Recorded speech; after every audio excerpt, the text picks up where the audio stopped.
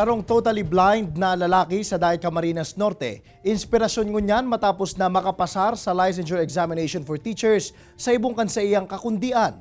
Bistunta siya sa istorya ni Veblen Reynas.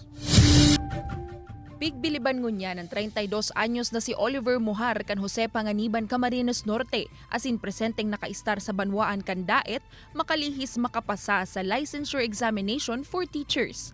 Bako kaya arog kanibang mga let passers, si Oliver anigwanin kakundian, poon kan aki pasa na siya, day nasubot ini nakakahiling. Bako man madali ang pinag-agihan ni Oliver mantang nagkaklase, alagad huli sa pagpupursigi asin tabang kan mga tao sa palibot niya kung kaya naabot niya ang siring na trayumfo. Huwag po kayong sumuko. Talagang gawin niyo po kung ano makakaya niyo. Ang unang-una po ninyong gawin, magdasal po kayo ng taimtim.